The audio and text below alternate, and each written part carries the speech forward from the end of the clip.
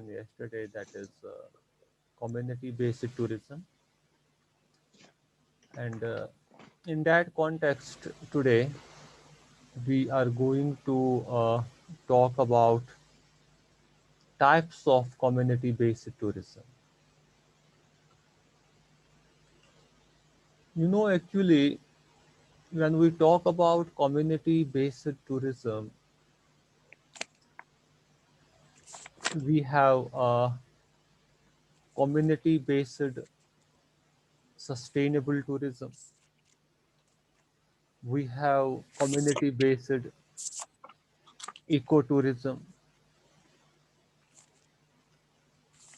And in fact, the global relevance of community-based tourism is because it is sustainable.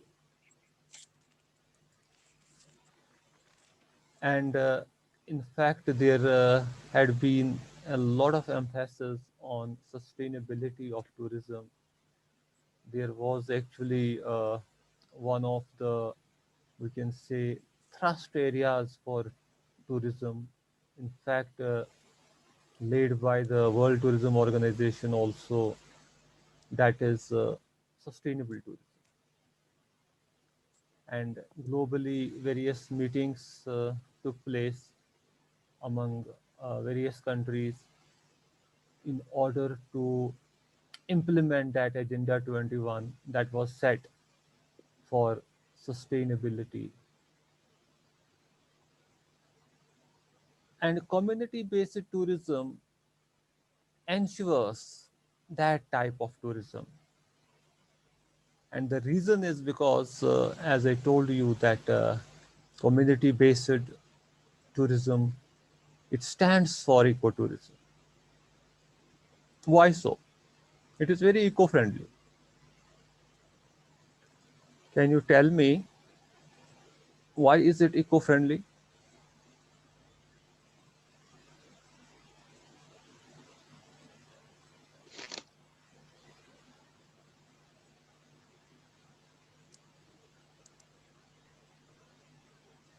ये जो community based tourism है, ये कैसे eco friendly है, या इसमें कैसे स्कोप है इको टूरिज्म की? में जो इंटरेक्शन होती है जैसे जो इंटरेक्शन रहती है वो कम्युनिटी के साथ होती है, और कम्युनिटी जो है वो नहीं चाहते कि हमारा जो एनवायरनमेंट हो वो खराब हो जाए. राइट. एक रीज़न ये है कि ये टूरिज्म जो एक कम्युनिटी में, जिस कम्युनिटी में ये टूरिज्म होता है, और वहाँ पे उसी कम्युनिटी के जो लोग हैं इस टाइप ऑफ टूरिज्म के साथ वाबस्ता होते हैं. तो इसलिए उनका हमेशा कंसर्न रहता है अपनी जगह के साथ, क्योंकि उनकी एक एफिलिएशन होती है, एक स्ट्रॉन्ग एफिलिएशन होती है. जैसे फॉर एग्जांपल कोई है, किसी का घर है, फैमिली है, इंडिविजुअल है. एक इंडिविजुअल को अपनी फैमिली के साथ, अपने घर के साथ एक लगाव रहता है. वो नहीं चाहेगा कि उसके घर को कोई नुकसान पहुंचे. Isn't it? Yes sir. तो कंपैरेटिवली वो अपने घर में अच्छी तरह से चीज़ों की देखभाल करता है. शायद वो उतनी देखभाल किसी दूसरे घर को नहीं करेगा जितने वो अपने घर में करता है. Yes sir. तो इसी लिए जो ये कम्युनिटी बेस्ड टूरिज्म है, ये within the community takes place, और वहाँ पे जो इसके स्टेक होल्डर्स होते हैं, जो इस टूरिज्म के साथ जो लोग वाबस्ता होते हैं, they belong to the same community, and that belongingness gives them a sense of belonging. तो वो सेंस ऑफ बिलोंगिंग जो है, due to that sense of belonging, they have a deep concern for their community, and they harvest the benefits without exploiting it, rather than suppose कोई जो general, जिसको हम mess tourism बोलेंगे, तो वहाँ पे सपोज कोई इंटरनेशनल होटल चेन या कोई इंटरनेशनल या नेशनल टूरिज्म प्लेयर किसी लोकेलिटी में आ जाएगा, तो वो वहाँ पे उसका जो मेन कंसर्न होगा वो प्रॉफिटेबिलिटी होगी। वो देखेगा कि यस सर, मैं यस सर, टूरिज्म से कैसे यहाँ पे ज़्यादा से ज़्यादा मुनाफा कमाऊँ, पैसा कमाऊँ। यस सर, तो उसमें अगर उस लोकेलिटी में एनवायरमेंटल डैमेज भी हो तो उसका उतना कंसर्न नहीं होगा, नहीं क्योंकि हो, वो वहाँ पे प्रॉफिट कमाने के यस सर, लिए रेवेन्यू के, आया है, रेवेन्यू जनरेट यस करने सर, के लिए आया है। तो उस यस सर, रेवेन्यू जनरेशन की रेस में वो ये अक्सर देखा गया है कि जो उन लोकेलिटीज़ के जो रिसोर्सेज होते हैं, चाहे वो नेचुरल रिसोर्सेज हो, चाहे वो कल्चरल रिसोर्सेज हो, चाहे वो सोशल रिसोर्सेज हो, वो एक्सप्लॉइट होते हैं। और यस सर। उस एक्सप्लॉइटेशन की वजह से वो टाइप ऑफ टूरिज्म सस्टेनेबल नहीं रहता है। इन अदर वर्ड्स, वो टूरिज्म इको फ्रेंडली टूरिज्म नहीं रहता है। तो वो एक सबसे बड़ा बेनिफिट है इस टाइप ऑफ टूरिज्म में कि ये जो है ये सीबीटी इसे कहते हैं शॉर्ट में, कम्युनिटी बेस्ड टूरिज्म। तो इसके टाइप में सीबीएसटी हम बोलते हैं, that is community based sustainable tourism. तो ये एक सस्टेनेबिलिटी फैक्टर इंट्रोड्यूस करता है हमारे टूरिज्म। और हम कहेंगे CBET, that is community based eco tourism. और ये हमारे टूरिज्म में एक मतलब इको फ्रेंडली अप्रोच देता है। और ये दो चीज़ें जो है, सस्टेनेबिलिटी और इको फ्रेंडलीनेस, ये इस टूरिज्म को बढ़ावा देते हैं आजकल के दौर।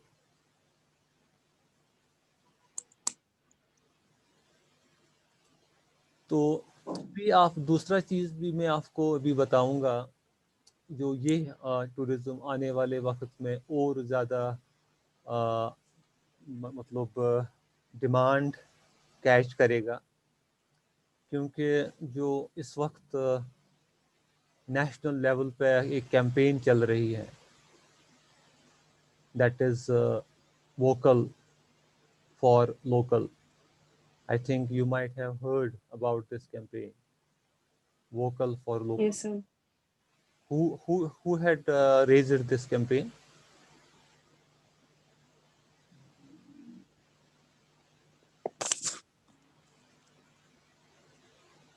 वोकल फॉर लोकल किसका स्लोगन है?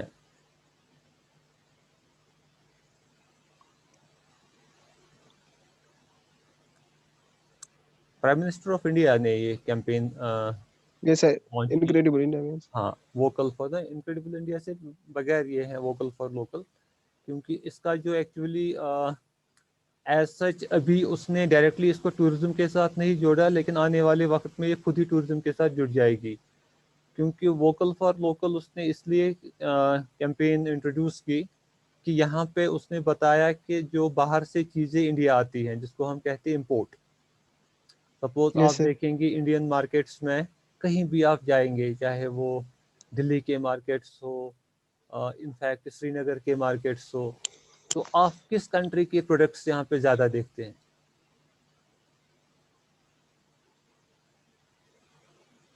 चाइना।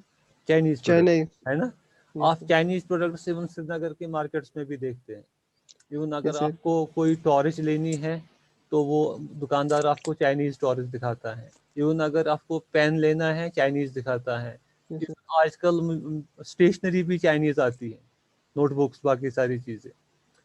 यस सर, तो ये चीज़ें जो हैं, और फिर जब आप कंपेयर करते हैं कीमत, जब इंडिया का वो दिखाता है पेन, वो चाइनीज़ पेन से महंगा होता है। आप बोलते हैं तो इससे बेटर तो China, made in China pen लेना है, क्योंकि ये सस्ता भी यस है सर, और क्वालिटी भी अच्छी। यस सर, तो इससे क्या हुआ, जो लोकल इंडस्ट्रियलिस्ट्स हैं उनका मार्केट में उनका मतलब इन्फ्लुएंस कम हो गया। और इकोनॉमी जो है, क्योंकि नेचुरली जो बाहर से प्रोडक्ट आएगा बन के किसी कंट्री से, तो यहाँ का पैसा तो वहाँ ही जाएगा। नो यस डाउट सर, बीच में जो ट्रेडर हैं वो थोड़ा सा कमाएंगे, लेकिन मेजर पोर्शन कहाँ जाएगा, जहाँ जिस कंट्री से आ गया, क्योंकि लेबर वहीं पे उसी कंट्री का यूज हुआ, रॉ मटेरियल उधर यस सर, यूज हुआ, बाकी सारी चीजें वहीं पे यूज हुई, तो naturally bulk of the money वहीं पे जाएगा। तो इसमें फिर एग्जामिन किया गया कि क्या वजह है कि क्यों नहीं यहाँ पे अपने ही प्रोडक्ट्स बनते हैं, क्योंकि डिमांड बहुत है, पॉपुलेशन लगभग इंडिया की भी ऑलमोस्ट अभी तैयार है चाइना की पॉपुलेशन को टच करने के बराबर। तो second most populated country of the world इस वक्त है, आने वाले ईयर्स में मुझे लगता है सबसे ज़्यादा पॉपुलेटेड कंट्री बनेगी। तो ज़्यादा पॉपुलेशन का मतलब ही है बड़ा मार्केट, क्योंकि रिक्वायरमेंट ज़्यादा बनती है। यस सर, यस, तो जब रिक्वायरमेंट ज़्यादा बनेगी तो नेचुरली डिमांड बढ़ जाएगी चीज़ों की। तो वोकल फॉर लोकल का ये कॉन्सेप्ट है कि अगर लोकली चीज़ें बनेगी, लोकली खर्च भी होगी, तो जो इकोनॉमी है with in the country circulate होगी। तो इस पे काम हो रहा है अभी, मतलब इंडस्ट्रियलिस्ट्स भी देख रहे हैं कि हम कैसे कॉम्पीट करेंगे फॉरेन कंपनीज के साथ, क्यों ना हम भी ऐसी चीज़ें यस, बना सके जो कॉम्पीट करे उस कंट्री की प्राइस और क्वालिटी के साथ, ताकि लोगों को यही सस्ता मिले, लोकल चीज़ ही, और लोग फॉरेन के बदले लोकल खरीदना प्रेफर करें। तो इस पे जो काम हो रहा है that is picking up in every sector. Manufacturing sector में ये ज़्यादा हो रहा है अभी, जो जहाँ पे मैन्युफैक्चरिंग होती है, तो उस पर कोशिश है कि अभी लोकली जो डिमांड है उसको फुलफिल करने के लिए प्रोडक्ट्स तैयार किए जाए, और आगे फ्यूचर में इस कंट्री के प्रोडक्ट्स इंपोर्ट से ज़्यादा एक्सपोर्ट होने चाहिए, यस सर, ताकि बाकी कंट्रीज में यहाँ के प्रोडक्ट्स बिके। यस सर, तो जब हम कम्युनिटी बेस्ड टूरिज्म की बात करेंगे, तो ये भी वो वोकल फॉर लोकल का एक जो स्लोगन है उसको ये अचीव कर सकता है। क्योंकि जब हम बात करेंगे, जैसे हम अभी कर रहे थे मैस टूरिज्म की बात, जहाँ पे सपोज इंटरनेशनल टूर ऑपरेटर्स आते हैं, फिर यहाँ के टूरिज्म रिसोर्सेज को यूज़ करके काम करते हैं, सपोज देख डिज़ाइन प्रोडक्ट्स बाकी चीज़ें करते हैं। तो नेचुरली उसमें क्या होता है, यहाँ के रिसोर्सेज तो यूज़ होते हैं, लेकिन यहाँ की इकोनॉमी पे भी पॉजिटिव इम्पैक्ट पड़ता है, लेकिन उतना ज़्यादा नहीं पड़ेगा, क्योंकि बहुत सारा पैसा उसमें ड्रेन होता है। उसे कहते हैं टूरिज्म में लीकेज, टूरिज्म टर्मिनोलॉजी में उसे कहते हैं लीकेज। लीकेज ये होता है कि जब आप कोई टूरिज्म सर्विस प्रोवाइड करते हैं, तो उसमें कितना पैसा आपको मुल्क के अंदर रहे और कितना पैसा आपको मुल्क से बाहर जाए, राइट। यस सर, तो वो लीकेज जो है, जितनी वो लीकेज कम होगी, उतना जो लोकल इकोनॉमी है उस पर इम्पैक्ट पॉजिटिव होगा। तो ये जो कम्युनिटी बेस्ड टूरिज्म है, इसमें तो बिल्कुल लीकेज होने की चांसेस बहुत ही कम है, क्योंकि यहाँ पे क्या लीकेज होगी, टूरिस्ट आएगा, सारे जो उसकी रिक्वायरमेंट्स हैं लोकली लगभग पूरी होगी, पूरी हो, वो करेगा। क्योंकि जब हम कम्युनिटी बेस्ड टूरिज्म की बात करते हैं, इसमें तो एग्री बेस्ड टूरिज्म भी आएगा, जिसे रूरल टूरिज्म कहते हैं।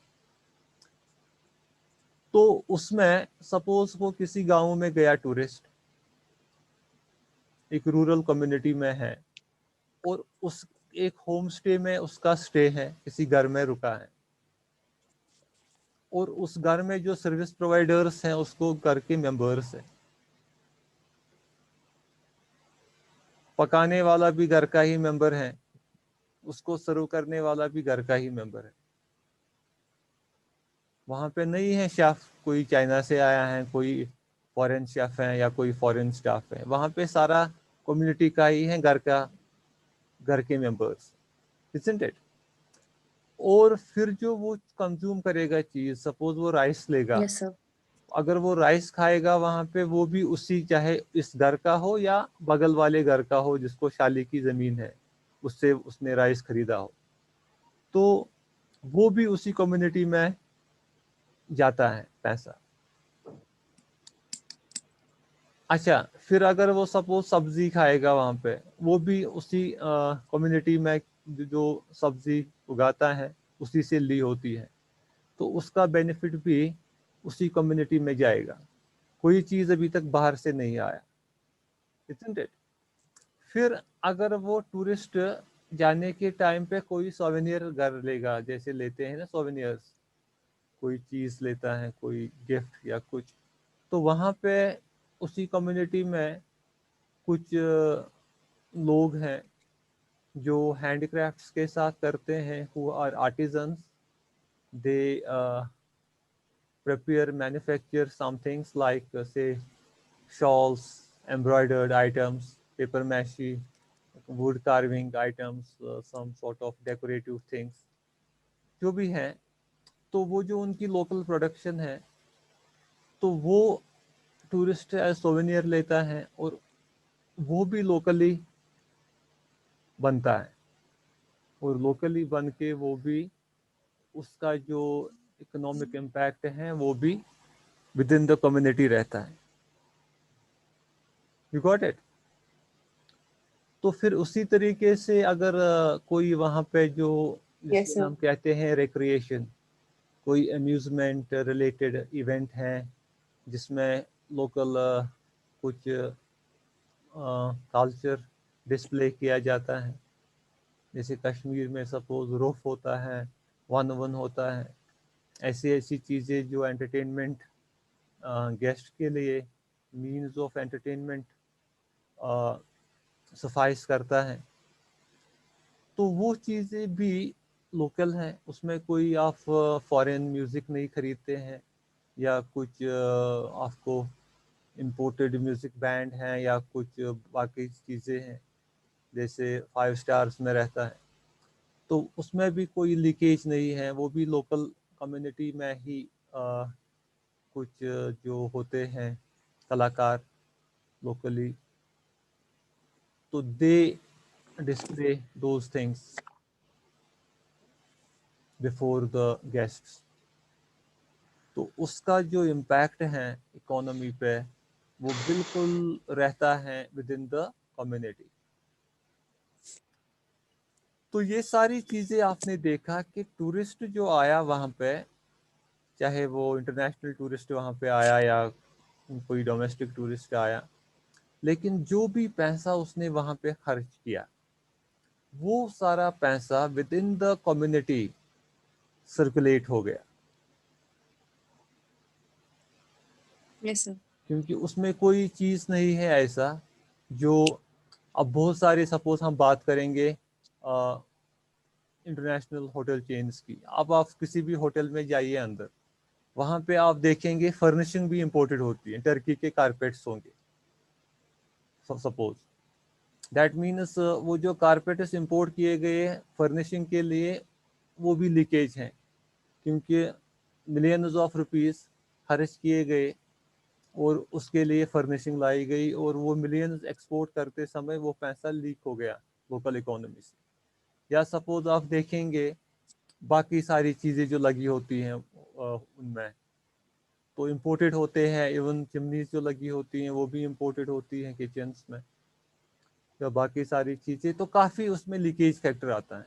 लेकिन यहाँ पे आप देखेंगे कम्युनिटी में ये जो चीज़ें इनके पास होंगी वो सारा लोकल ही होता है। इवन आप देखेंगे जो इनको सपोज यूज़ करेंगे गेस्ट्स के लिए, सपोज फर्निशिंग या बाकी सारी चीज़ें, वो भी लगभग लोकल ही होगा, क्योंकि दे कांट एफर्ड टर्किश और ईरानी और some other carpets, isn't it? Yes, sir. तो वो लोकल सपोज उनका लोकल नमदा गबा ऐसी फर्निशिंग या कुछ लोकल टाइप ऑफ कारपेट्स होंगे जो उन्होंने यूज़ किए होंगे, तो उसमें लीकेज फैक्टर बिल्कुल मिनिमम रहता है। और उस वजह से ये जो वोकल फॉर लोकल है ये कम्युनिटी बेस्ड टूरिज्म पे बहुत अच्छी तरीके से अप्लाई होगा, because it will really fulfill that slogan also. तो इसको आगे टूरिज्म के साथ मतलब ये टूरिज्म का जो ये टाइप है ये इस कैंपेन के साथ आगे जब जुड़ेगा तो इसके लिए कुछ इंसेंटिव्स भी आएंगे ताकि इस टूरिज्म को फर्दर प्रमोट किया जाए। जैसे इस वक्त इंडस्ट्रियलिस्ट्स को इंसेंटिव्स मिलते हैं वोकल फॉर लोकल के लिए। इंसेंटिव्स उनको इसलिए अभी प्रोवाइड करते हैं कि उनका देखता है कि सपोज अगर उनका कॉस्ट अभी बढ़ जाता है प्रोडक्ट को बनाने में। अभी हम एग्जांपल दे रहे थे आपको पेन की। सपोज अगर वो देखते हैं ये पेन चाइनीज़ बनता है मे बी 7 रुपए का, इंडियन पेन तैयार होता है 10 रुपए का, तो फिर ये मार्केट में कॉम्पीट नहीं करता है क्योंकि लोग देखते हैं सस्ता कौन सा है वही लेते हैं, क्वालिटी जब बराबर हो। तो उसमें ये देखते हैं कि कौन से फैक्टर्स हैं जो इसका कॉस्ट बढ़ाते हैं। तो फिर जो कॉस्टिंग उसकी स्टडी की जाती है, ये देखते हैं इसमें तो बिजली का इतना पैसा आता है क्योंकि इस कारखाने को महीने का बिजली का बिल इतना भरना पड़ता है और वो जो बिजली का बिल का कॉस्ट जब एलोकेट होता है प्रोडक्ट को वो पर यूनिट इतना इसका कॉस्ट चढ़ाता है। तो गवर्नमेंट ने ये डिसाइड किया कि कुछ वक्त के लिए इनको बिजली के बिल में चाहे वेव ऑफ किया जाए या बिजली का बिल में फ्री यूनिट्स बढ़ाए जाए ताकि इनका जो इलेक्ट्रिसिटी कॉस्ट है वो कम हो जाए और उससे प्रोडक्ट का कॉस्ट कम हो जाए। तो ऐसे ये होते हैं इंसेंटिव्स, बेनिफिट्स। या इसी तरीके से फॉर एग्जांपल इनका जो प्रोडक्ट का कॉस्ट बढ़ जाता है, देखते हैं कि टैक्स पे इतना आता है, तो फिर गवर्नमेंट ने कुछ आइटम्स इनफैक्ट जो क्योंकि इंडस्ट्रीज में आते हैं बहुत सारे टाइप्स के इंडस्ट्रीज, जैसे स्मॉल स्केल हैं, मीडियम स्केल हैं, लार्ज स्केल हैं। तो ज़्यादातर जो स्मॉल स्केल इंडस्ट्रियलिस्ट हैं, छोटे छोटे कारखाने, उनकी टैक्सेशन पे थोड़ा सा रियायत दी गई ताकि अगर इनके टैक्सेस में कमी की जाए तो इनका यूनिट पर कॉस्ट पर यूनिट इनका कम हो जाएगा, ये कॉम्पीट कर सकेंगे बाहर के प्रोडक्ट्स के साथ। तो ऐसे ऐसे इंसेंटिव्स दिए जाते हैं ताकि इंडस्ट्री को अच्छी तरह से सर्वाइव कर पाए और फ्लोरिश हो जाए। तो ये बेनिफिट्स टूरिज्म पे भी लागू होंगे जो इस दायरे में आ जाएंगे। जैसे हमने बात की अभी वोकल फॉर लोकल की, तो इससे कम्युनिटी बेस्ड टूरिज्म की और स्कोप बढ़ जाएगी with in the country. Okay, Yes, sir. so this is about how we will find the relevance of community based tourism increasing day by day, क्योंकि sustainability factor तो इस वक्त world में इसका काफ़ी नोटिस्ड है ग्लोबली। इस Yes. वक्त ये कंसिडर किया जाता है कि community based tourism sustainable tourism में काफ़ी हेल्पफुल साबित हो रहा है और काफ़ी इको फ्रेंडली है। और दूसरा चीज़ है जो हम देखते हैं, नेचर ऑफ टूरिस्ट भी चेंज हो रहा है दिन ब दिन, क्योंकि आजकल का जो टूरिस्ट है वो टूरिस्ट नहीं है जो पास्ट का टूरिस्ट था, उसमें भी तब्दीली आ रही, टूरिस्ट की लाइक्स चेंज हो रही। एक वक्त था जब हम, क्योंकि सबसे जो मेन कंट्रीज हैं जिसे हम कहते हैं जो टूरिस्ट जनरेटिंग कंट्रीज मेन, वो यूएस और यूरोप, यूके और यूएस ज़्यादा कंसिडर किया जाता। तो क्योंकि वो एक तो वो नंबर ऑफ टूरिस्ट वहाँ से ज़्यादा ओरिजिनेट होता था, दूसरा जो वहाँ के टूरिस्ट होते हैं वो हाई स्पेंडर्स होते हैं, ज़्यादा पैसा खर्च करते हैं। यहाँ पर भी अगर किसी हाउस बोट में कभी टूरिस्ट आएगा तो वो बोलेंगे कि यूएस का टूरिस्ट आना चाहिए, काफ़ी पैसा खर्च करता है, या यूके का टूरिस्ट आना चाहिए, क्योंकि उनका जो स्पेंडिंग पैटर्न है वो हाई है। मे बी उसके रीजंस भी हैं, क्योंकि उनकी इकोनॉमी स्ट्रॉन्ग है, तो उनका जो करेंसी है वो भी स्ट्रॉन्ग है, तो उस हिसाब से उनको लगता नहीं है ज़्यादा पैसा यहाँ पे, मतलब जब वो खर्च करते हैं तो उनको अपने हिसाब से देखते हैं, तो उनको वो नहीं लगता है कि हमने उतना ज़्यादा खर्च किया, लेकिन यहाँ लगता है कि उन्होंने बहुत ज़्यादा खर्च किया। तो ये चीज़ें जो हैं वो टूरिस्ट्स जो हैं उनकी जो लाइकिंग्स थी पहले और अब उनमें बदलाव आ गया। पहले एक यूएस का टूरिस्ट यहाँ पे आता, वो रहता उन दिनों यहाँ पे ओबराय होटल होता था जो आजकल इंटर कॉन्टिनेंटल है, तो उस वक्त वो ओबराय ग्रुप को बिलोंग करता था, तो वो यहाँ पे ओबराय में रहते थे, मतलब क्योंकि यहाँ पे जो सबसे बड़ा होटल था उन दिनों वो ओबराय ही था, फैसिलिटीज़ बाकी चीज़ें, और वहाँ पे कोई आम इंसान या इंडियन टूरिस्ट एफर्ट नहीं करता था उन दिनों रहना, क्योंकि वो काफ़ी चार्ज भी करते थे और फॉरेनर्स हालात भी ठीक थे, फॉरेनर्स वहाँ पे रहते, specially US UK tourist, because they were high spending tourists, they used to afford such hotels.